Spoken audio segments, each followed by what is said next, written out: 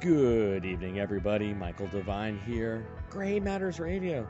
I'm your host, Michael Devine, America's counselor. Of course, I'm America's counselor. What else really would I kind of be? Russia's counselor? I guess I could be Russia's counselor. I don't really speak Russian. Нет. Niet. Da. Yas. Yeah. That actually might, that might be offensive to some people. Mashka. Are you offended by that? I actually technically have some Prussian in me. I'm not Russian that I'm aware of, although I do have that DNA test that's been sitting on my counter for a while now that my wife and I haven't taken. We got it for Christmas, and we keep telling ourselves we're going to take it, and we're going to do it. So if and when we do this, I promise I will read the results on the air here. Why? I got mine. Well, why don't you do yours? Are you afraid? What I think you're afraid of. That's what I want to know. I'm afraid that I will be like Elizabeth Warren and not really be Native American. I've always been told that we are at least partly Native American. So I do remember growing up and you talking about how you were part Native American, and to this day, I still do not believe it. You don't have no Native American. The only Native American thing that you have in you is the fact that you live in Ohio and there's lots of Native Americans that were here. You're saying that I can't be Native American? I don't buy it. I just you don't have a vibe. I'm America's counselor. I'm attuned to picking up on these things. I don't feel it. You said you're Irish. All right, I'll pick up on some Irish. Next thing you're going to tell me is a Native American vibe. That's like you trying to tell me the time that Jesus Christ couldn't hit a curveball. What do you mean? You don't know like the time you said Michael Jackson came over to use a bathroom in your house? Oh. All right. Yeah, Michael Jackson didn't, but his sister did. It's well, how about we do a bet? I will do a bet on the air. Everyone is like here. Now, so I will bet $20 that you are not Native American. Now, what percentage? What's considered? Is it 1%, 5%? Any. So you're saying be 0.01%. If you have anything. I'll take that bet. Okay, I'm going to give you some good odds because, well, unless the family history is wrong, which it could be. I'm going to give you. I don't want to be outrageous because of my luck. I probably don't have one drop of Native American in me. But no, we'll do 0.01. If you got some in you, that's all that matters. It don't matter if it's 1%. You got it, man. Straight up. You're on. Yeah, I don't buy it. But if I am wrong, I will admit that I am wrong on the air. I don't admit that I'm wrong very often. Just ask my wife. No, folks, he does not. I've known him for 34 years. I think twice he has admitted he was wrong. And one time included the Mets were going to win the World Series, and they didn't against the Yankees, I believe, in the Subway Series. You believe you guaranteed victory. Yeah, You had a few spirits, I think, before you made that prediction. No one's going to say I'm not a real Mets fan. Now I know better. Now I assume they're going to lose, and then I act incredulous and surprised when they actually win. There you go. Yeah, so, I mean, it all works out in the end, right? You're learning, young grasshopper. I am learning, So how you doing, man? You have a good weekend? I did. Not too bad. It's not scorching hot out there, and the weather's beautiful, isn't it? It is now, but it was pouring rain today. But we needed the rain terribly. I mean, it's been so dry here in central Ohio that my leaves have it looks like it's late November in my backyard. I've been having to rake up and mow the leaves up twice a week just to keep up with it because we have a lot of trees, and we back up to the woods there where I live at, and there's just trees all around, and if you don't keep up with it, man, it'll consume you. Well, it's weird because we had so much rain, and then we had nothing now. Yeah, and it's fucking crazy ass weather, man. May and June was pretty rainy, and then it just stopped for 2 months. That's crazy. I remember growing up, and you'd be everyone would be like, "Oh my God, the drought's awful." You'd be the one doing a drought dance because you'd have to mow the lawn. Doing the Native American drought dance, maybe? I don't think the Native Americans had a drought dance. That's why I don't think you're Native American. Well, you were literally doing the opposite. You were literally doing a dance the opposite of what Native Americans would do. Michael D. I'm gonna start calling you Elizabeth Warren. I was gonna say, William Warren. Pocahontas is Native American, then trust me, I'm Native American, okay?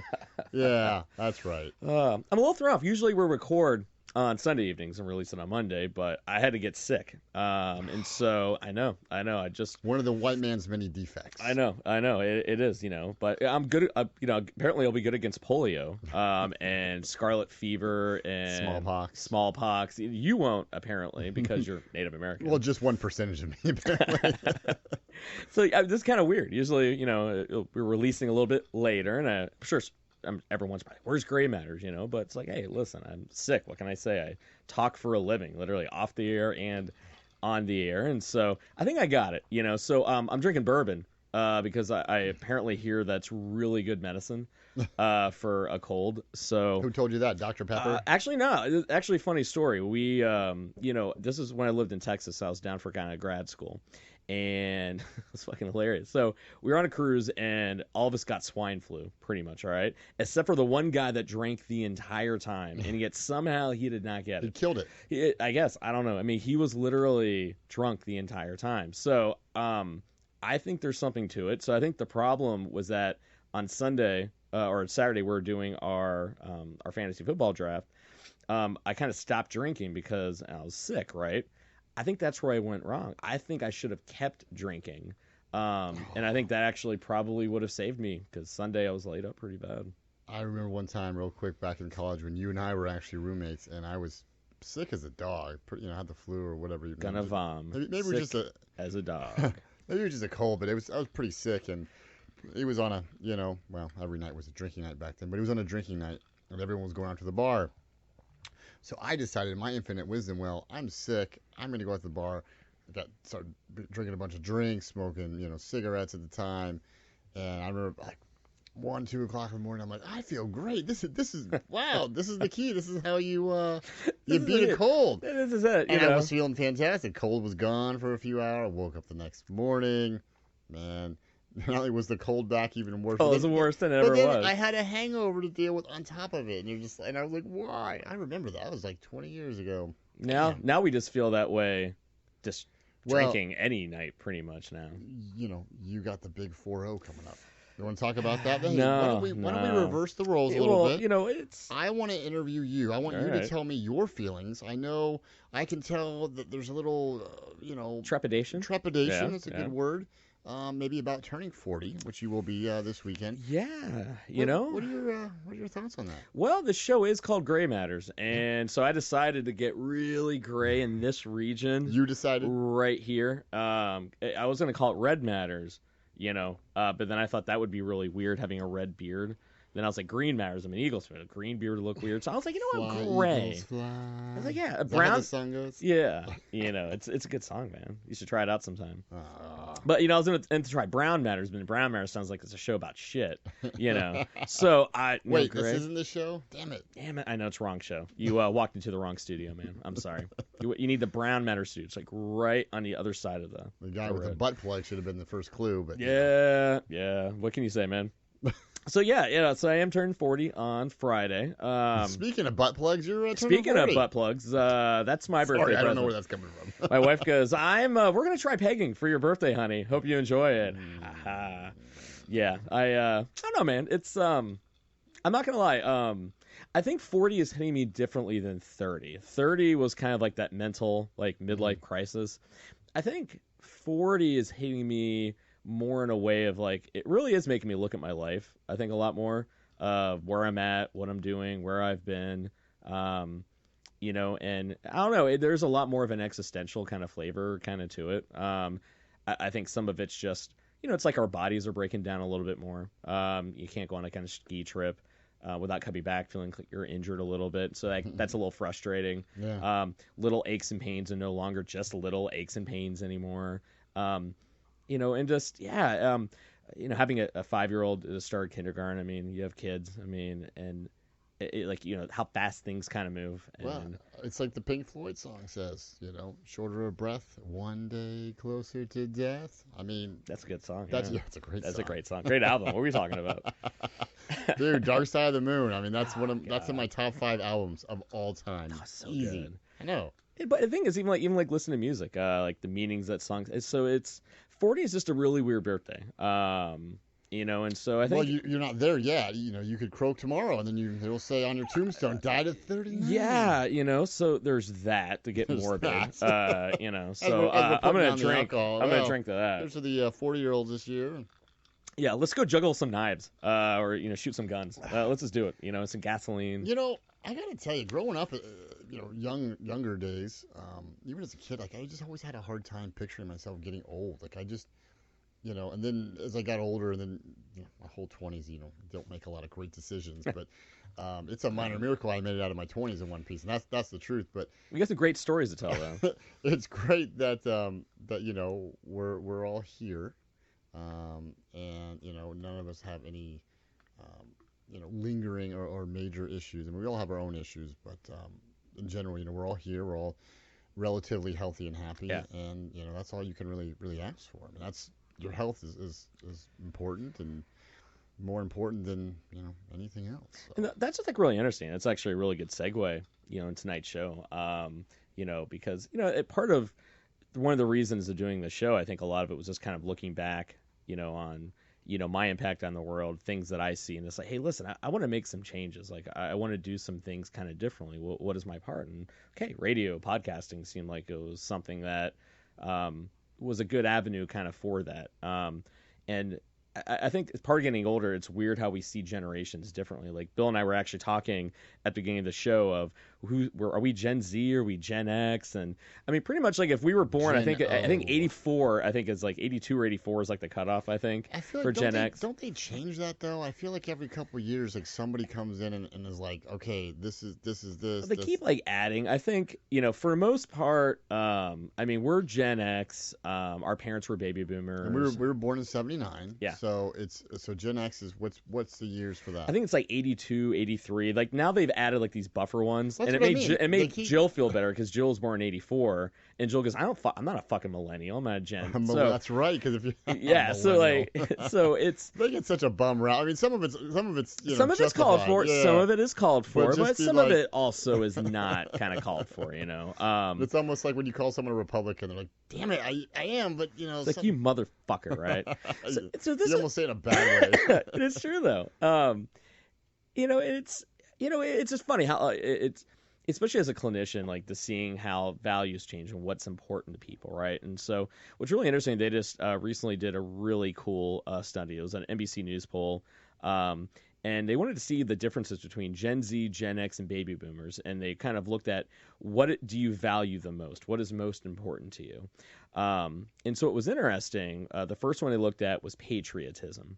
Of course, probably no surprise here, and we're going to post this up a little graphic here on our YouTube feed. But so patriotism was one of the number one things for baby boomers, but for Gen Z it was actually low. It literally was like only 42% of people of Gen Z people actually said patriotism was that important. Gen Xers, we were about 68, 65%. So it's on the downswing is what you're saying. It's on the downswing, yeah, because baby boomers, it was about 78%. Here's a shocking one, belief in God. To baby boomers, it was about 68%. That's how important it is that someone believes in God. 68%. It was 52%. Or is that how many people believe in God? How many people feel as though it's important in their life, or that it's very important? They had them basically say, "Hey, do you think this is important to you?" Gotcha. Belief in God for Gen Z was like 3%. Yeah. Or like, I'm sorry, 30%. It was like super low. Let me ask you something here real quick, kind of off the subject. Yeah. On that subject, but so not to get into the whole God thing, but why not? People that that don't believe in God, I mean that's their prerogative. Well, I mean, and it's the same thing that people that do believe in God. I personally do. I would like to think, like Hunter Thompson would say, there's somebody manning the light at the end of the tunnel. I hope. I don't think that we're all just here out of happenstance. I don't think so. Yeah. I can't prove it, obviously, but I always find it interesting when you find that the people that are like the angry, that don't believe in God, and they're almost angry about it. They're like, there is no God. I'm like, well, how do you know? The same way, I mean, I don't know that there is one. I think there is. I hope there is. But you don't know any more or less than the person next to you. So when you get mad at someone for believing in God or being religious or going to church, and you get there and you're like, well, you're this and this, and I'm like, well, you don't know either. I mean, and maybe you're right. I don't always find that funny that people argue, but nobody knows. Not one single person living on earth knows for sure. They believe something, they think something, they feel something, but nobody really knows until That's until what it's makes. too late. But that's what a lot of people say. That's what faith is. Exactly. Is that that's if my it was point. truth, So, it'd be truth, right? I had one of my first jobs I ever had. I had this really cool guy. He was a Hasidic Jew. Now this guy literally was like a former headbanger, like now what's a Hasidic Jew? Hasidic Jew is like, think about like Orthodox Jew, but like even a little bit further. Okay. So he's more Jew with 25% more way Jew? way more Orthodox, like So he was telling me how the Jewish Kabbalah it's kind of like Jewish mysticism. It's kind of like a sect of Judaism. And they're very big on think about like Jewish hippies, okay? Jewish. Yeah, I wish I was kidding. That's awesome, man. Yeah, it is pretty cool. And he goes, the way the Jews describe. Is there any rabbi stoners we can get on here? Dude, that'd be awesome. If we could find some. Madonna's Kabbalah. Oh, a lot of no. it's a lot of big Hollywood kind of. No, yeah. I don't know. Oh yeah, that's true. I'm talking about somebody with some substance. Yeah, but no it's offense, Madonna. Sorry, Madonna, but sorry. I'm probably not following you down the religious path. I'm just not. Take your Kabbalah ring and just get out of here. Nothing wrong with Kabbalah, just not from her. That's all. But the way he described it, he goes, you know what, man? Because I asked him what he believes, because he kind of had a really interesting route to religion, and he goes, man, the Kabbalah belief is that God is like a light. It's like an energy. And humans are like a prism. Pretty good. Yeah, humans are like a prism, and that light shines through a prism, and just like a prism, it refracts the light. And he goes, it's like you'll have some people holding onto the red part of the light, going, "Oh man, God is it's red like a lobster," and someone else is going, "No, what are you talking about, man? God, it's yellow like the sun." And someone else goes, "Man, you guys are all batshit crazy. It's God is like green like the grass, right?" And we're all arguing over the same refracted energy and light, and that it really doesn't matter. It really doesn't matter what you describe God as. All that matters is that you're tapping into that source. But the problem is, though, a lot of religions basically teach that it's either our way or the highway. Right. You're either going to believe it or you don't. There's no half steps on it. I remember one pastor. Kind of like politics today. Yeah, I mean, dude, it's totally true. It's very dichotomous, and so that's what makes it really tough. And so I think in an age of science, and an age where I think kids are asking lots of questions, I think that's kind of why you see that belief in God so low.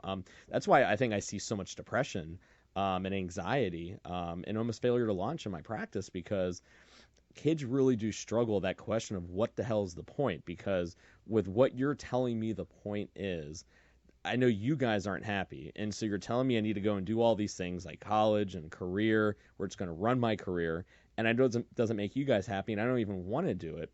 So what's the point? I'm going to go into debt, and then it's kind of all right, great. If that's what you believe, awesome. So then, what do you want to do now? They don't know. I want to dance. I mean, literally, it's you even get that. They are very directionless. They are very purposeless. And well, what was that? I think we might have talked about it on the show too. But there was a funny meme where it was someone was you gotta. I'm gonna probably get this wrong, but it was you gotta take out a loan so you can go to school, so you can get a job, so you can make money to repay your loan. I mean, but the thing is, what I always kind of tell them. I have this analogy that I tell my clients. It's like the bees, right? Einstein has this little quote that he's famous for. Among other things. Who? Einstein. Albert Einstein. Oh yeah. That dude, yeah, the crazy-haired guy. Theory of relativity, nuclear, all that, right? He was a patent clerk. He's a hack. So he was saying, basically said if bees were to disappear from the planet, so would man within 10 years. And I always tell clients that quote, and I'm like, think about that for a second. Why that is, and you're like, oh, I mean, yeah, because pollinating. I'm like, yeah, you're right. I mean, these bees without them, the food supply chain would collapse globally, and then pretty much, within 10 years, man would pretty much go by the wayside. Well, plus, without bees around, I mean, who would impregnate all the birds? Yeah, exactly, So there's exactly, that actually makes a lot of sense. Yes. Mind you, we need to talk off the air, Bill. Side note.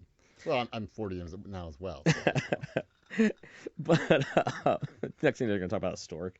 But no, I told my guys, so if you were to go up to a bee and you were to go, hey man, hey dog, you kind of know how important you are. Do you kind of realize without without you, like, we're all dead, and like, what do you think they would say? And they look at me kind of weird. They'd go, bzzz. Yeah, or you get stung, right? The best is like the look that I get on the face of my clients when I go, what do you think they would say, right? And I'm like, right. They're not gonna say anything, right? I go, do they have any clue what their purpose is?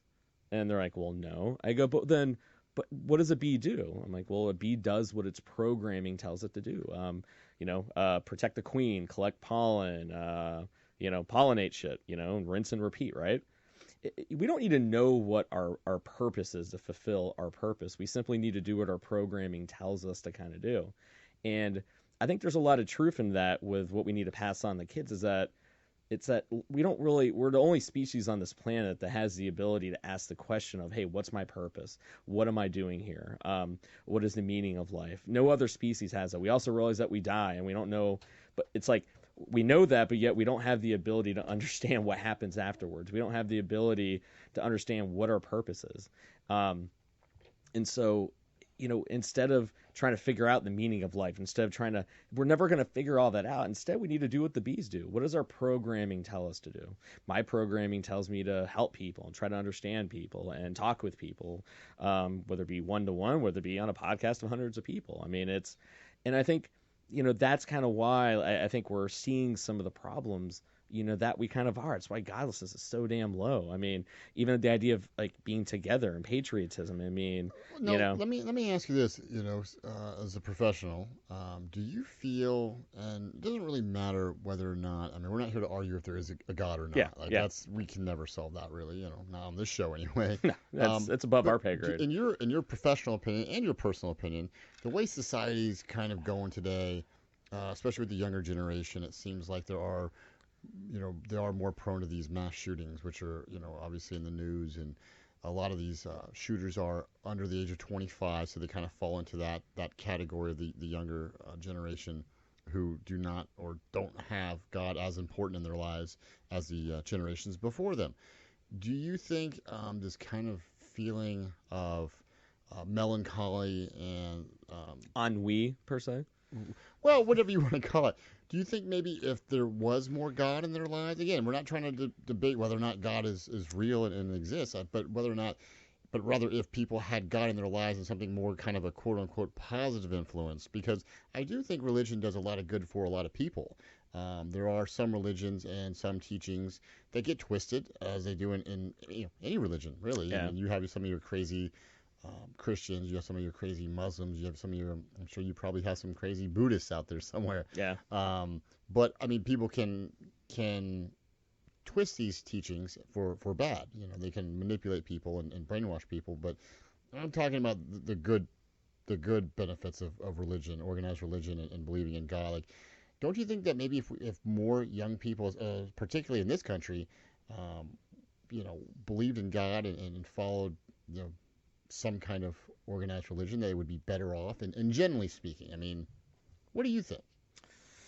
That's a good question, man. I think so, but that's just me. Gosh. I think that's maybe what we need in this country is more people. I think imagine me thumping the Bible. I guess my honest opinion is that I think man goes to God to try to find some way of connecting. And I think you're right. I mean, just like, what the story I was telling earlier with like prism, stories get passed through a prism and it gets kind of, refracted out in the way that people are going to refract it out. And I think people have, the messages has gotten so bastardized that I think it almost becomes isolating to people, where, I mean, you see families where it's like, well, I have a client where literally the one person broke up with them because they weren't a certain type of Judaism. I mean, like Ashkenazi Jewish. Well, it's like, look back in the day, that people would, they would, oh, you believe in God, but you don't believe in God the right way. Yeah, I mean, and that's always been my beef with religion. And when I moved down to Texas and Southern Baptist, I mean, Southern Baptists are no joke down there. I mean, it very much is a way of life, and it is very this is the only right way, and if you're you do see something it. a little bit different, I you mean, could be oh, Catholic or dude, you even see from Lutheran, or and you're like, wait a minute, yeah. you all believe in God, you all go to church, you all, Oh, dude, I mean, literally, I mean, I remember a conversation where literally one person was saying that Catholicism wasn't even Christianity, that it was almost like a polytheistic religion of all the different saints. And so yeah, I think inherently, I think that type of black and white, you're either with us or against us. This is the only way, regardless of all the other thousand interpretations. I think that is one of the things that is pushing kids away from religion because they're sitting there going, "I'm not buying that. That doesn't make any sense to me." yeah. So I think I don't know if it's necessarily more religion. I think if you really look at this generation is more lonely than any generation before. I mean, think about it. We're more interconnected than any way at any point in time, but yet people feel more hopeless, more purposeless than ever before. Study after study every single year, and it gets worse and worse and worse. And so, because if you look at this, if you look on our little chart here, community involvement really isn't that much of a difference. I mean, there's a 10-point spread Yeah. between Gen Z and baby boomers. I think Hard work is equal. I mean, it's I don't know. I think the problem is it's us. I think we're all very lonely. To me, I feel like I don't know. I feel like the human race almost feels like an adopted kid that was abandoned by their parents, and it's almost like we're constantly looking for something to fill a hole in a gap, and religion just isn't doing it for a lot of people. And I know in my well, some people don't have an interest in trying to and I make it respect right. I Some people look just don't. oh I respect people that have that faith. I look at them. I have a I good kind of envy I do. that, I to have a be honest with pastor you. friend of mine. And he is like a very cool pastor. And one of the things that him and I talk about, and I was like, I wish I could believe what you do. I envy that. I've tried. I just don't have it in me, and I think that's the problem for people like us, where we've even tried, and we don't feel that, right? And Well, so, look now too. There's say 50 years ago. Obviously, there was no internet. There was no cell phones. I think the big thing back in the day was, we're talking Woodstock time. yeah, If you had your own car, or you could go somewhere, you go to the movies. You would, there was stuff you could do, but not like today, where it's you go out in public, go anywhere, go to a restaurant, go sit at a red light. Just go anywhere in public and see how many people are buried in their phones. I mean, yeah, I'm guilty of it too, dude. but That very same pastor, yeah, he went to Cuba. I think it was like 10 years ago, or maybe 8 years ago, and they went back this past October of this past year. And he says, literally, when they went back 8 years ago, I mean, people were in the town square, everyone was talking, whatever. And he goes, the very same like street, the very same town. Everyone was sitting there like literally glows on their face on their phone. yeah. Radically different 8 years. And so you're absolutely right. I think that's a big giant part of it. And then on top of that, and I scare the shit out of parents when I say this, I go, you're raising your kids in a generation where for the very first time, you will have less control over what shapes your child's personality, their morals, how they think, their perception of the world, because the internet and other people are raising your child whether or not we like it or not. And that makes them feel more isolated. It reminds me of this generation is almost like, all the generations before, in recent history, were almost like the kids that were in elementary, junior high, high school. And this generation seems like, with all the technology and all the teachings, like you said, they're not being shaped by their parents as much as the generations before them. It's almost like this generation is almost like the people, the humans that are finally going off to college by themselves for the first time, and now they're being exposed to things that they've never been exposed to before, like things you and I at a certain ages, we thought we might have known something or other, but I mean, you got 7-year-olds with cell phones with internet access and watching this and listening to that and calling people and texting, and it's just the kids are growing up so quickly today, and sometimes that world they're growing up into is not the warm, cuddly place. To quote Rocky Balboa, there, it's a mean place. I mean, it is. I mean, and literally, one of the inspirations to for our show, tonight was one of the things I've been noticing. I mean, have you noticed how angry people have been with each other? Yes, I sure have. As a matter of fact, you see it. if you don't see it in your own personal lives or day-to-day lives, you can always see it on places like YouTube. You can look in the comments section of any article, especially politics. Oh my gosh, it's brutal out there because people can hide behind computers, behind faceless people. Like I said, the people in the car, they think they don't see you because they're behind the windshield. I don't know. They'll give you looks. They'll give you the finger. I mean, more now, I think, than they used to. I mean, people always give them the finger and done stuff. But look at road rage incidents. People, there's just no tolerance. Well, think about it. I mean, like, think about what just happened with Andrew Luck. The guy poured his heart out, They booed him. and they booed him. And, like, allegedly, like, I heard, like, they slashed his tires or something. Like, and he was taken aback by it. Well, he's such a nice guy, too. Like, he's one of those guys that just everybody says, he's a nice guy. He's probably really a serial killer, but... I mean, Ted Bundy was nice. I mean, Ted Bundy was nice. But that's the Richard Kuklinski was a nice guy. I'm sure he was really nice. But that's the thing. It's like, I mean, literally, we were out at the store. This is like, I don't know, like last week, and this, like, the line was a little bit long, and this guy was just berating this cashier, and you're gonna see like it's the type of thing where you kind of go, what the hell is going on in this guy's life, right? And you can see it just breaking down this poor woman. And again, she handled it like a champ and took it, right? I remember when she walked over there, like, I felt so bad. My wife and I were just like, don't let him bother you. Like, don't let that get to you. And, like, you saw how much that it made her appreciate that someone took the time out just to tell her, like, don't let that get to you. Yeah. But, like, I mean, literally, every day I'm driving over where we live, I'm seeing people shaking their fist at everybody. I mean, like, swerving around, people almost causing accidents. Yeah. Literally, I was just driving through the parking lot, yesterday, and some lady's on her phone shouting, yelling, pointing at, like, the damn store. And literally everyone's walking out of the damn Giant Eagle, and everyone's like, I want to go to my parking lot. And it's like every day I hear something. I don't know. That's the thing. Like, and it's everywhere. And you can't approach anybody because nowadays people will shoot you. Oh, dude, it's crazy, right? And I'm not talking about the concealed carry people. I'm talking about the crazy people that, I was reading something today where some attorney, some lawyer down in Atlanta just got charged with homicide because he got into some kind of dispute with some guy that was standing, like, at the bottom of his own driveway. Yeah. And I guess the guy was driving by in his, like, Mercedes, and a golf ball, of all things, went through his window, and he turned, and of course there were witnesses, and I guess someone had something on camera too, because there's surveillance cameras everywhere. And the guy, like, I don't know if he hit a U-turn or whatever, but he went and confronted the guy he thought was responsible for putting the hole in. This was just some guy that was standing there. And he ran him over with his Mercedes. The lawyer ran over the guy with his Mercedes, killed him, and then tried to lie about it.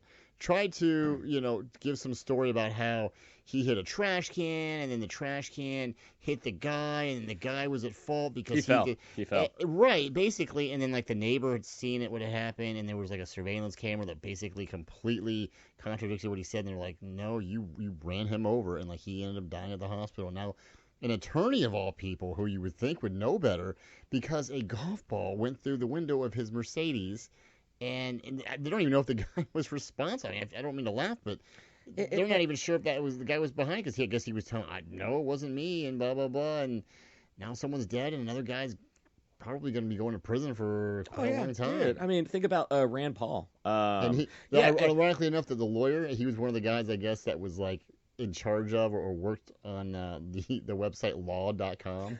So, I know. How is you that can't make that shit up. You can't make that shit up. Like, Jesus. But I mean, think about, like, Rand Paul. He got attacked by his neighbor because of some dispute about his trees putting leaves down. And Rand Paul, this, like, a year later, just had a part of his lung removed because the guy, like tackled him so hard and, like, shattered his ribs and punctured a lung. I mean, dude, it's like every day we hear story after story. And the thing is, like, I did a poll online, on our Facebook. I did a poll on Twitter. And a lot of people, the ironic people that a lot of the people that said that people aren't getting meaner are a lot of the people from New York. So it's probably like, to them, a lot of the people from New York. Yeah. Or like New York and New Jersey, like the big cities like that, were the ones that went, I don't think people are getting meaner.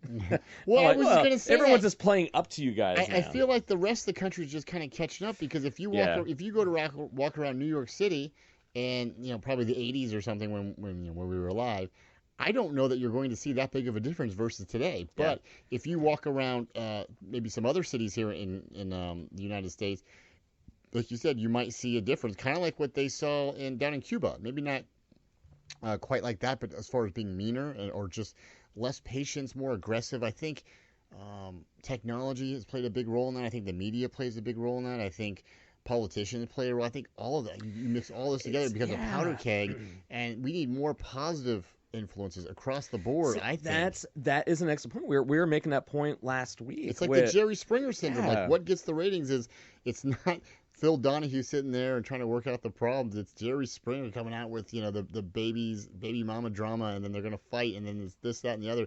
That's what got the ratings. Well, I almost feel like that's what we're gravitating to, is becoming the Jerry Springer show in a way. And now everything's on video because everyone's got a phone. Oh, dude, So you go to YouTube and you can watch endless hours of people freaking out and road rage, and I watch that. I'm guilty of that. I watch that stuff. Dude, I mean, that's the whole point, is that you're bombarded with it, and then if anything, you're like mainlining it. And we ask, like, why and you watch something enough, and you're like, damn. Exactly. We ask, like, why are kids so hopeless? I mean, literally, if you like, but a lot of kids tell me, like, they have like these message boards, like your 4chans and your Reddits, and I mean, they'll go to these sites or these threads where it is purposely about just spewing hatred and vitriol and how angry they are and how unhappy they are. And they spoon feed thumbs it and up they and eat thumbs it. down. Yeah, dude, it's like crazy. People become like they're obsessed with like how many people agree with them, and have they won the conversation or the argument. And if you don't agree, then you're an idiot. And people are like, yeah, they're an idiot. And then you get that mentality, and then you go out to the real world, where you're not on a message board or on the internet, and you're like, you can't go up and just yell at somebody. Well, that's the whole you point. Can't cut them off in traffic, even though you want to. When you ask people, then it's like, I'm just saying, I'm just being honest, right? I'm just saying, and it's like, wait a minute, like the whole point of truth. And I tell my clients this all the time. The point of truth is that I'm trying to tell somebody something that they need to hear, right? But if I'm saying it in a way that has a 0% chance of them hearing, if anything, it's just about them getting angry and defensive. Well, no, it's not about them. It's about you. It's about, what's the point of telling the truth when it's just going to make them upset? And on top of that, we used to grow up in a world where, like, even as a clinician, I could tell someone the truth about something. I'm never going to see them again. It's not going to help them. We used to have, like, tact. We used to have, like, with manners with any politician. You see with Trump supporters and anti-Trump supporters, everyone's justifying saying the most awful, horrible, ugly things because they think the ends justify the means. Exactly. When they did this to us, it's true, and it's like, we don't parent that way. Well, look at the demonstrations. You have Antifa takes on whatever far right wing group. And they both think they're justified because the other side, they're the evil ones. So we're gonna take it to them, and we're gonna. I don't know.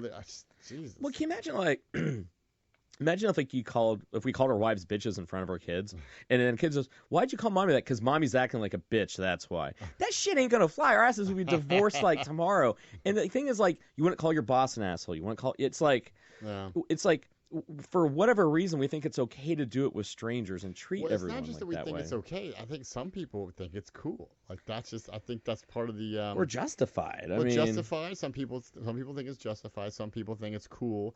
Like what I can do. I can do whatever I want. I mean, you see how people act. Some people enjoy being assholes. It's not just they're doing it because they think the person. They just gaslighting, right? Yeah, they get off on that shit. Some people do. I mean, I think we all do sometimes to a point where you're like, yeah, that's right. When you see something bad happen to someone that you think deserves it, part of you, rejoices. You're like, that's right. That's what you get. You see that guy fly by you on interstate going 110, Mike D. And then you see, 5 minutes later up the road, the guy's been riding your ass. You finally get over. He drives by, he gives you a look, maybe he gives you the finger, whatever. And then 5 minutes later up the road, he's pulled over by the state trooper. You're driving by like, ha ha, that's what you get. You're having a good time with that. So but that's the beef I have with Trump, though, because it's like I always say the president does set the tone for the country, and when he's sitting there going, "Well, I was just kidding. Oh, it was hyperbole. Well, it was," and it's like, dude, like, is he why do you have to say that though? Is he helping cause this, or is he simply a reflection of the way the No, society it's is? I think it is. I think it's the chicken and the egg. It's symbiotic. Yeah, It's like he's giving what he knows is going to help him get elected. But that's the thing absolutely. is like our elected officials should care more about the country. But that's not why Trump got elected. Trump didn't get elected because he plays by the rules. Trump got elected. One of the reasons was because he, in his words, tells it like it is, and a lot of people believe that now. Maybe he doesn't, and he does, spew some BS. But in general, and generally speaking, whether you agree or not, I mean, he's going to tell you what's on his mind. Yeah, but the problem is though is that Yeah. he tapped into people's anger, and instead of taking that anger and using it and directing it in a healthy way, he did it in the most primal. He's a New Yorker. Yeah, but like that. He don't give a shit. But he should though, because he's the president, right? Know, he's not he president of should, New I Yorkers, know. and that's the thing I hate about him is that he takes the lowest common denominator and he pours gas on it, and he doesn't have to. He's not going to give you, he's not going to be FDR. Like he's but not. He doesn't. But he can be a human being that realizes why am I doing and saying things that only tear a country apart more, and I don't even have to do that. Well, I can tap into people's anger. I'll say in Trump's defense, though, I will say this: even if Trump changed his stripes tomorrow, and he did a complete 180, and he was like, everybody love everybody, and we get along and kumbaya, right? I don't think you would see a big groundswell support from the left. I don't know. He's burned. Well, he doubled down on it. He can't go back on it. But that's his own fault. Well, it's not even. I mean, what I'm saying is, I just think that everything is so divided politically now. Even if you had someone that was more moderate from the left or the right who was trying to bring the two sides together, they're going to have a hard time because if the people don't try to push it apart, right? The media will push that person apart because they have ratings that think about. But the thing is, but I hate that excuse, man. I love you, man. But hold on, that's just my opinion. It is though. Yeah. It is an excuse because it's like, well, they're going to do it anyway. It's like, well, if we keep doing the same thing, it's 100% chance we're going to push everyone further apart. So we have to try, and we're not. So regardless if it's going to be tough. Can you get Fox News and CNN to try to pull their viewers to the middle? Of course you're not. I mean, I think, because they're the same way. They know what you don't get. So the thing is, but they give the people what it is they want. If you get people to stop watching, they will change their habits based on what they want to watch. What I'm saying is, I think that's what Trump's doing. But he could have done it without. He could have. He should have. He could have taken all their anger and go, I hear your anger. I'm frustrated too. Yeah. But we have to do it in the way. That's what Martin Luther King did. That peaceful protesting. That's what Gandhi taught. It's okay to be angry. It's okay to protest. It's okay to let your voice be heard. But he did the opposite. Didn't you meet Dr. Martin Luther King one time when you were a youngster? Yeah, he knocked me out. The man, between you and me, he's 112 years old. Well, you are turning 80 this week, so But I just think like he could have done it and tapped into that anger. I don't think he tapped wants into that frustration. He doesn't want to. That's what I don't like about him. I think that to me speaks about someone's moral conscience. Is that he doesn't care. I don't think he has any care. Trump to a fight. I think you could take him. I think anyone could. I know you're going to be 40, but he's like 70. What is he, 72? He's the guy that like acted like he was a badass. That probably has never been in a fight his entire life. He was the guy like there was a school fight. He was like hiding underneath the desk, and he acts like he was pointing who did it. He was like, yeah. Over there. He was like the dude that wore the glasses and school ties. You remember that dude? Like, oh man, I haven't seen that movie in years. Yeah. That's a great movie though. But I know we always get hung up on Trump. What was the one with "Oh Captain, My Captain"? That was Dead Poet Society. Yeah, that was an I get those two intertwined for some reason. Same time period and everything. Is it okay? Yeah. Which one was Matt Damon in? A young Matt Damon. That was School Ties, right? That was Brendan Fraser. I'm so confused. I think School Ties was ironically Dead Poet Society with him. I watched both of those in junior high and like around the same time, so like I get those like mixed up for some reason. I've seen them both of them like maybe once each, twice each. They're good movies, but I don't know, for some reason like I get the plot lines. I'm like which guy was like the Jewish poet? And they're like, what? No, it was which guy was the secret Jewish poet? Like, well, no, they had the secret poets, and they had the guy that was secretly a Jew. And I'm like, oh, but they weren't. Did they all go to school together? And like, no. I'm like, oh, damn it! You need to go back to watch those. So, anywho, So this is, I mean, so we'll get off the Trump chain. You know, I always go on my little rant. Always I bashing apologize. Trump, Michael D. Come on, man. I don't like the guy. I know you don't I like the just guy. don't like. You I don't like. I don't like. You I don't. just sat here and preached how we need unity, and you just said I don't like him. But it's okay. I can. It's okay. I'm not saying anything negative. I'm know. not saying anything vitriolic. We can disagree. Hey, I just give you a hard time. I'm literally your foil here on the show. Like that's why I'm here. Like you say it's blue, I say it's red. You say up, I say down. That is true. You got to do it, man. gotta Someone has to keep me in balance. But this is when we kind of talk about like, vitriol and what's out there and what people think. I think the comment section are very much like a window into the human soul, right? So this is where an example, we were, what got us on this whole train talking about kids and why kids are the way they are, why are they so hopeless, and because like of everything they witness and seeing the world the way that it is, right? And so imagine like growing up and you're reading comment section, right? I mean, it could be any comment section, right? Oh, we're gonna look up some comment section. So now, all right, so, I'm gonna try something here. I'm gonna read the comments, and I want you to try to. Okay. I want to see if you can try to tell me what you think the actual article is about. Okay, you ready? Okay, I'm ready. All right. And all you liberals on here spewing these Nazi hate-filled rants are sick. No true freedom-loving American is racist regardless of color. Weather guys can be high-level nerds. I had a roomie at school who drove me nuts with weather trivia. I often wonder how he coped with life. Does your mom tell you how to fart you to clean the cum from your ass pussy? Question mark, question mark, question mark, faggot?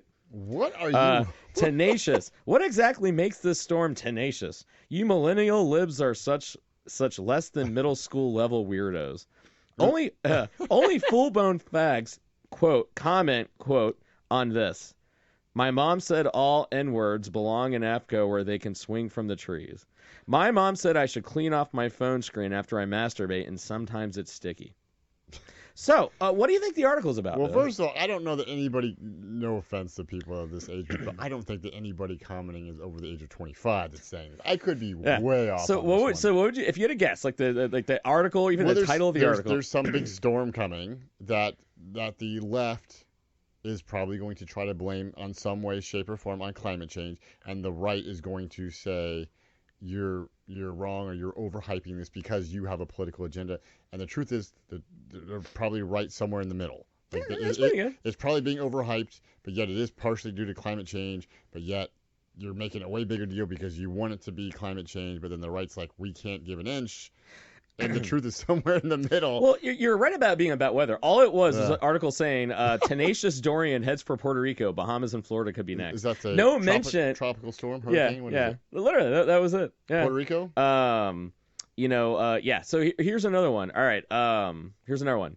It's West Philly. That's an area that votes 95% or more for liberal Democrats, or in parentheses, because it's entirely black. This is God's punishment for those preachers praising Democrats who actually do everything against God's will. I'm glad it burnt to the ground. They got what they deserved. What's that on fire? Building? Church? I don't know. You have to guess. All right. Well, I don't know. Muzzies make great folk to bring in your country. Submit is their game. And if you don't, it is their job to make sure you do or die trying.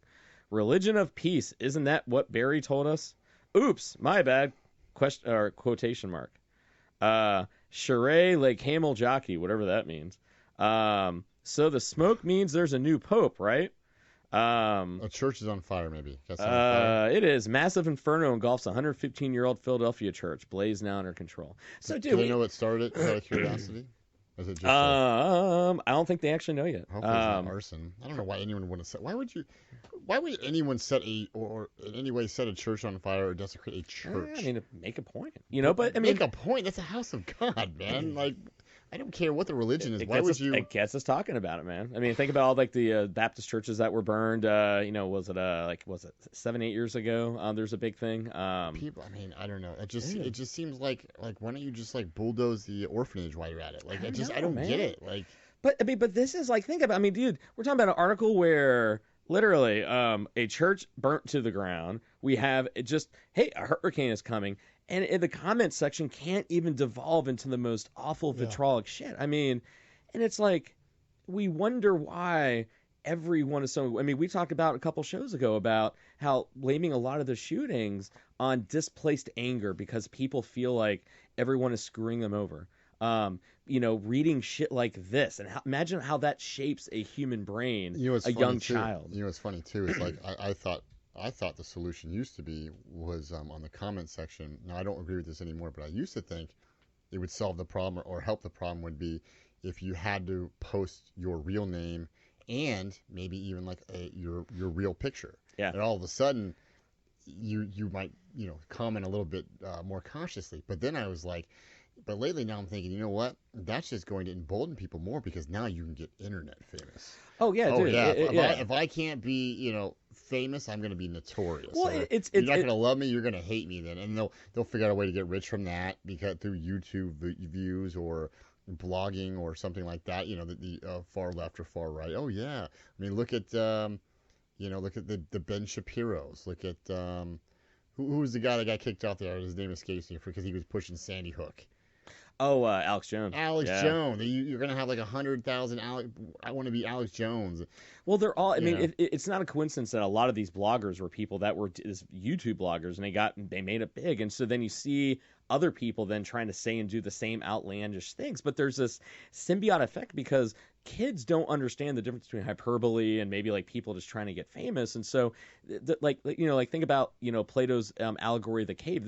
They're forming their view of reality based on that. And absolutely. And they keep getting exposed to this younger and exactly. younger. And we have to sit there and take a step back going like, and I know do you remember when you and I couldn't even get into an R-rated movie? Yeah, dude. Right? Like, unless we were with an adult or we were 17. And that's where it's like, where do we draw the line? Like, I mean, it's funny because like after the shootings, like, well, video games and violent movies, shit does not predict. You know what does? The shit that kids are seeing on a daily basis of how people treat each other. Yeah. There's a reason why parents treat teachers like hired help, and then the kids treat the teachers like hired help. Well, you can't spank your kids anymore. So I mean, there you go. What are you gonna do? Yell at them? Oh, you really shouldn't do that. But parenting has basically become like if their kids do anything wrong, that means then the parent is a bad parent. They can't be a bad parent, so it's someone else's fault. It ain't my kid's fault. It's your kid's fault. I spank my kids. I don't enjoy doing it, but what am I supposed to do? I tried spanking Eleanor once. It was in an airplane bathroom, and I actually hurt myself worse because I was trying to wind up and hit her, and I hit my elbow and hit my hand. And it's like the only time I ever tried spanking. I feel like a piece of shit when I do it, but it's like when your kid is literally doing too much, and I don't mean you hit them to hit them. Like I'm talking like they're doing things whether it's publicly or privately. That is absolutely inappropriate. Yeah. Like, and I don't just start spanking him. Like I talk to him, I yell at him, I say stop, I count 1, 2, 3, you name it, I threaten it. It doesn't work. Even the spanking doesn't even really work sometimes. So it's like, but I don't want that kid to grow up being like, well, I can say whatever I want, I can do whatever I want, because I feel like then I'm just contributing to the problem. Oh, without a doubt. Yeah. But I don't want to be that like the parent that beats his kid. But like, here's the problem though, is that we can, and that's what I was saying, that we can try to impart all the right things on our kids, but they're going to be more influenced by all these other factors. And it's like, we really want kids to be part of society. We want them to actually care about it. We want them to have more patriotism, right? It's easy to go like, well, they're godless, so they don't have any patriotism. Nah, the reason why they don't, I mean, think about it. The millennials and those Gen Zs are the most screwed over generation between being dicked over with the student loans, even down to their jobs. I mean, well, that'd be a different show, different time. But like, but think about this for a second, all right? Like a recent Gallup study, they interviewed 7,500 full-time employees, okay, of millennial and Gen Zs. 23% of them said that they already felt burned out, and 44% of them felt basically that they felt burned out almost half the time. I mean, think about it, right? Job burnout accounts for an estimated 125 to 190 billion in healthcare spending each year, attributed to type 2 diabetes, coronary heart disease, GI issues, cholesterol, and even death. And you can look at that. And so, but the thing is, like, I had a client tell me tonight, he had a job for a year and a half, had a better position come along. It was a company where he could actually start moving up into it. 4 months into it, they brought his boss and him into a room going, oh, yeah, by the way, we're going to consolidate your positions. We realize it's easier to pay one person to do it than two. So we're not sure when you're going to be fired, but you're going to be fired. It's like, why did you not tell them that 4 months ago?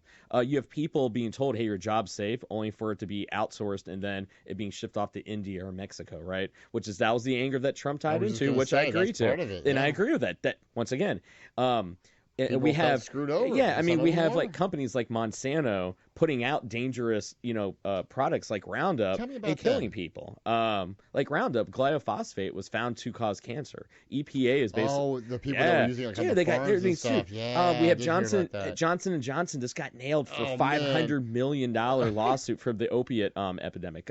Purdue Pharmaceuticals in Kentucky, they got sued for billions of dollars. All you have to do is look in our headlines of how the wealthy business owners are treating the employees of this country, and we wonder why everyone is so angry. We wonder why everyone's displacing all their anger on each other. We wonder why when they go into the store, they're taking it out on anybody and anyone that they can, because they can't take it out on their bosses because they're going to get fired. They can't take it out on the politicians that are not going to listen, and they know they're all completely screwed. That's why Mayor Pete was making a comment about, the reason why we've had these shootings is because we're all being fucked in the ass, and we know it, they know it, and it used to be like a joke. Yeah, sorry, Mayor Pete, totally didn't mean, but it's one of those things to where it used to be like, well, we're pretending that you're not. Now we all know, and it's like they don't give a shit, and it's like, sorry, you got to take it, because if you don't, I'm gonna just go without lube next time, and it's really gonna hurt. So you're really, if anything, you're lucky that this is what I'm giving you. That's your boy, that Mayor Pete. That's who you're going with, aren't you? No, I mean, seriously, that's who you're going to vote for, you think? I don't know who I'm going to vote for yet. I don't know. But you're leaning towards him, you think? Actually, no, I have no idea. I'm clueless who I'm going to vote for. Did you see where they just released a study? I think it was NBC. Well, I can't remember who it was. I was reading about it, where they said that they just now figured out that the media was against Bernie Sanders, and they were out to tank him in the 2016 election. I'm sure. Yeah. People were like outraged, like the Bernie Sanders supporters. I didn't think it was even secret. It was known. Wait, what do you think they've been doing to Donald Trump every single day since he announced his candidacy? The hypocrisy is just. But it's just funny that people were just so outraged that how can this be? And I can't believe they do it. And I'm like, well, everyone's been screaming about this for a couple of years. The Donald Trump supporters going, they have nothing good to say. Even if you don't agree with his policies, you think they would find something good to say about Donald Trump? I like his tie. I like his wife. But the thing is, the guy was a royal asshole, and then he wonders why people don't like him on your side. It's like, so I don't have any empathy for it, just because the guy brought it on himself. I mean, it's not empathetic. He's not. Unless you're a supporter of him, he's not a likable person. He's not a guy that you would want your daughter to date. Right. He's one of those guys where you kind of roll your eyes. Exactly. Yeah. I mean, he's like the crazy uncle in the room. You're just like, it's Uncle Don. Things sometimes, and he does things sometimes that that I think are right. Sometimes he does things that are not right or says the wrong thing. It's just. But then you look at the other side of look at the Dem candidates. There's not a lot that really wows you. I mean, there's some possibilities, but then you have some just. I mean, look at Biden. He can't go one day without. Well, the thing is, what none of them get, though, and this is where I do give Trump credit. He tapped into the anger, right?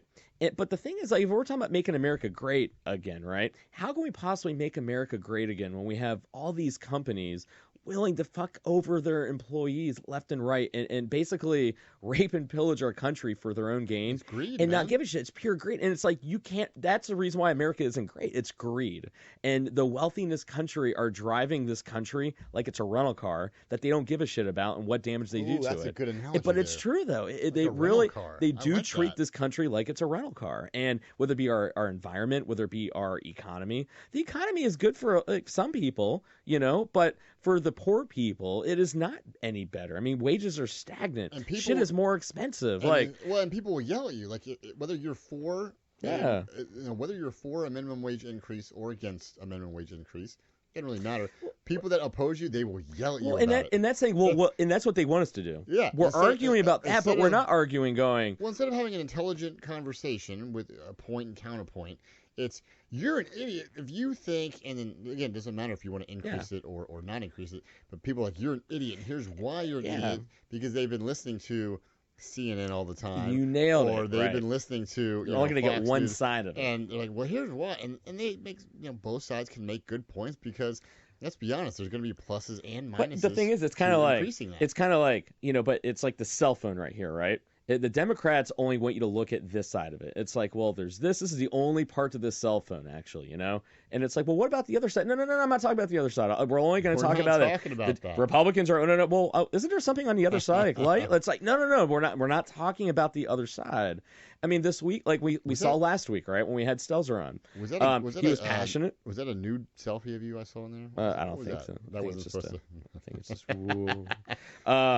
When we had Stelzer on, he was angry, he was frustrated, but we were able to bring it back to the center. This weekend, one of our boys, Fro, he's been on the show much time, we were talking about climate change.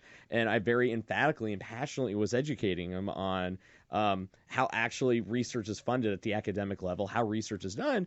And at the end of it was kind of like, I was a little passionate about it, but it was like, hey, we were able to come to the center about trading barbs.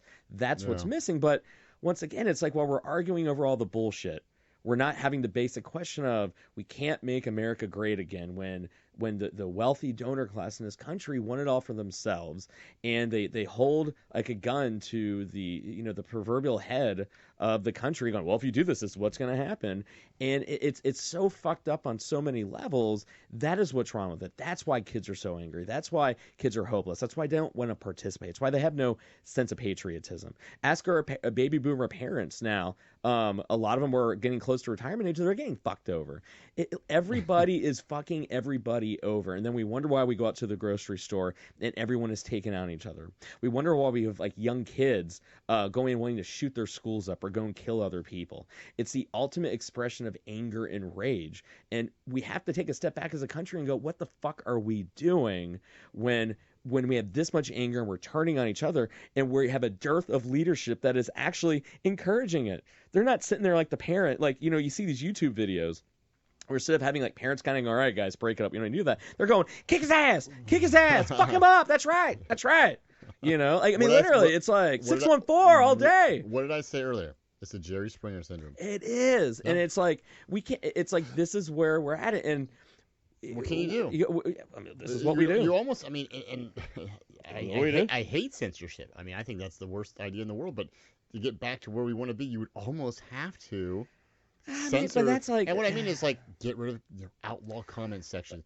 Outlaw of all you can't do that, because you don't want the solution to be to take away. You would almost have to like get rid of like editorials on the news and just go back to the old school. But to me, that Walter Cronkite just reporting the news. But that's like the equivalent of like, I know you got cancer, it's a terrible and I'm just idea. going to shoot you with Novocaine so you don't feel the cancer. It's still there, right? It is, and that's where if we're a country that was able to land a man on the moon, we can we can be a country that can actually come up with solutions rather than only using duct tape to fix everything. What should we do? What can we do? I mean, besides voting, I know we talk about voting, but I mean, what can we do besides voting on a local level? Honestly, I think as parents, we got to sit there and we have to teach our kids common decency.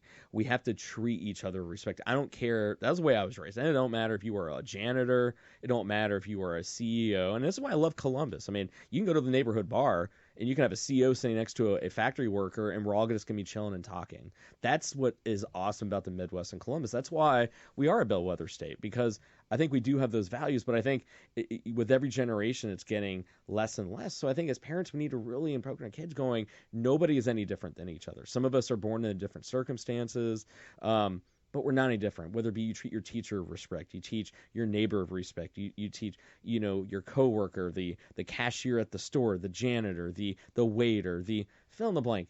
You model and teach everybody to have that respect. Just because someone eggs you on doesn't mean you have to take that. If we model to our kids how the world should really be, they will see the world with a lot more hope. They will then model the same things.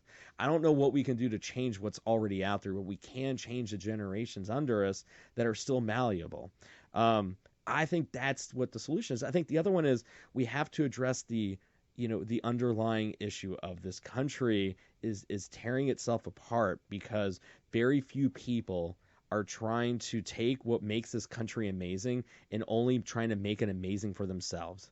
And they're trying to fool us with media and spin and clever graphics to try to get us to, oh, no, that's not true, but it is true. Yeah. That's exactly what they are doing. Make America great for me. Exactly. And it's like, let's just call a spade a spade. And it's like, I like capitalism. Capitalism is what's made this country amazing. I'm not about, just penalizing everyone. But we have to take a step back and kind of go, that is the reason why everyone is so angry. It's why people are unhappy. There is no loyalty. We always preach this. There's got to be, you got to meet in the middle. You got to come to some kind of compromise. Yeah.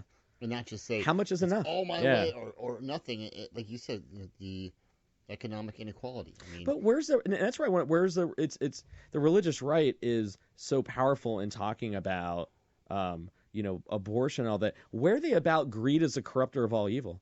I mean, Jesus Christ, in every gospel talks about greed and money. And where are they? If anything, they're the ones kind of going to free market. The very thing that corrupts more than anything. Oh, that's the thing that, that you should have the freedom to do that, but nothing else. It's like, where is the religious right? Where is the spiritual guidance in this country to go, what about greed?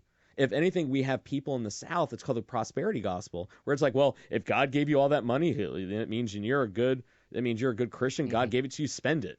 And it's like, what the fuck? Like, and that's the reality of, like, I just want to know where that is. Because once again, that is what's wrong in this country, greed, and people are sick of it, but they have no idea where to take it out at. And if we don't, we're going to lose a whole generation, because the very people that are raping and pillaging and symbiotically just leeching off this country, they're doing it to the most vulnerable people, the old and the young. And it is wrong. To make a buck doing that is wrong. And where in the fuck is our leadership to go, that is wrong and I don't stand for it? I'm not going to take money from these people. I'm going to stand out against that. That, to me, is what this country has to stand up loud and clear. As long as we're divided, we're going to be looking at each other as the enemy, which is the only way they win. The deep state doesn't have some fucking elaborate plan where there's 17 different ways and a sun shield and a lying about the moon and climate. No, it's divide the country. Do you know who would be in charge of that deep state if it does exist? You know who would be at the head of the table? No, Mr. Burns. He would. Excellent. You know he would. Hoi hoi. Remember the time he tried to block out the sun? I do remember that. I was literally thinking in my head. That's what made me think of it. He would be at the head of the table. Oh, but I don't know. That's what, if you want to know, hey, Mike, who are you going to vote for? I will vote for the candidate that stands up and says that. And that's a candidate who has my vote. One, though. That's the sad thing, man. I'd love it, but good luck. I mean, there's too much money. But you know what? Money in politics. But you know what, man? These are the candidates we deserve as a country. Oh, we deserve everything that has been happening to us. And if we don't decide to get up on the wheel and really take a look at what's going on, because we have all the power in the world to stop it, but we just can't really seem to get out of our way. And that's the biggest shame of it. And the thing is, the collateral damage is our children, our planet, our environment, our economy, the very fabric of what our country is.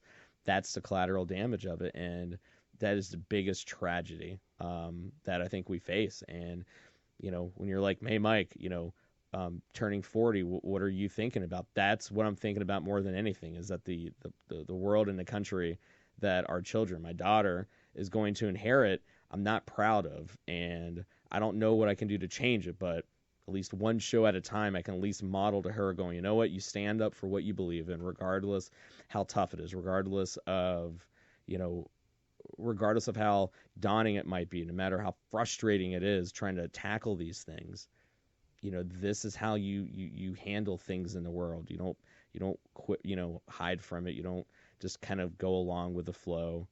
You stand up for what you believe in and you try to make change. And so hopefully one day when she goes back and listens to these shows, this is the stuff that she'll pick up on and hopefully will help mold her into the young woman that I want her to be, and that's all we can really hope for as parents, man. That's all you can do, my man. That's all we can do, man. So do your best and then hope for the best. I know. So yeah. On that note, man. All right, my voice is done, dude. Let's do our thing, man. All right. So said our piece. As always. I just hope y'all listen. I mean, apparently our our numbers keep going up. So apparently there are people listening out there. So it's obviously resonating with you guys. So share it, subscribe to us on YouTube, go see us on Spreaker, graymattersradio.org, Twitter, Gray Matters Radio, Facebook, I'm sure it's at Gray Matters Radio or some shit like that. So, but we appreciate you guys. And as always, next time someone asks you, hey man, you a Democrat, you a Republican, you red, you blue, fuck that noise. My ass is gray. All right, everyone. We'll catch you next week, all right? You be good to each other. Peace.